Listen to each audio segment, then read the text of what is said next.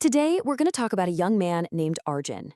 His journey into adulthood is a really powerful look at family, at the challenge of communication, and, what happens when the systems that are supposed to support people just don't. Let's dive in. So, this is Arjun. He's 23, and his story isn't just about being autistic with high support needs. It's really about something we can all understand: that search for connection and trying to find your place in the world as you step into adult life. To really get a sense of Arjun's world, we have to start with how he communicates. Because for him, language isn't just about words, it's about his entire environment. You see, Arjun is nonverbal, but don't mistake that for not being a communicator. He's an incredibly powerful one. He uses his facial expressions, his body language, his behaviors, and for his family, the people who know him best, that language is crystal clear. Now, they have tried some tools like AAC, that's alternative and augmentative communication, but they haven't really stuck. Mostly because his family feels like they already have this really deep, intuitive connection with him. And this slide. This shows us something absolutely crucial. For Arjun, the environment is everything. It's like two different worlds. In a calm, familiar space, he's engaged, he's expressive, but you put him in an overstimulating one, that communication just breaks down. He gets overwhelmed, what's called dysregulated, and his needs just get lost in the noise. The key thing to get here is that it's not his ability to communicate that changes, it's the world's ability to listen. So that brings us right to his inner circle, his family. They are his absolute rock, but that role comes with its own incredible strengths and some really complex challenges. Arjun lives at home in New Jersey with his parents and his extended family, and they are just deeply, deeply committed to him. Their Indian cultural values really emphasize that caregiving happens within the family. And because of that, there's some hesitation about using outside services. And it's not for no reason. They have very real concerns about the quality of care out there, about finding a good fit, and honestly, about the stigma that can still surround disability. This quote from his parents, wow. It just says so much, doesn't it?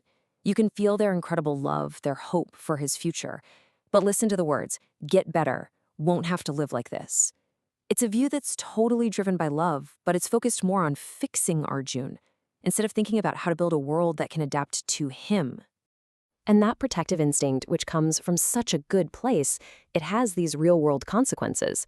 It means Arjun's world can become quite small, without a lot of chances to get out into the community. It also means that those communication tools that could help him outside the home, well, they aren't as much of a priority. The focus on keeping him safe can, without anyone meaning for it to, end up limiting his own independence. Okay, so that's what's happening inside the home. But what happens when we zoom out? Let's take a look at the world outside and the systems that are supposed to be there to help.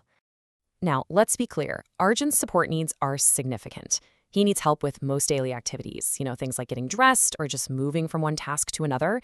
And his sensory sensitivities can make being out in the community really overwhelming, which, as you can imagine, makes it super hard to access any kind of social or work opportunities.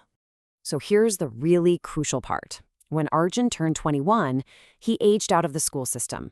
And for so many people in his situation, that support system basically falls off a cliff. It gets replaced by this patchwork of adult services that often just aren't set up for his needs. So you've got a mismatch between what's out there and what his family's looking for, and there's no single communication strategy that follows him from one place to the next.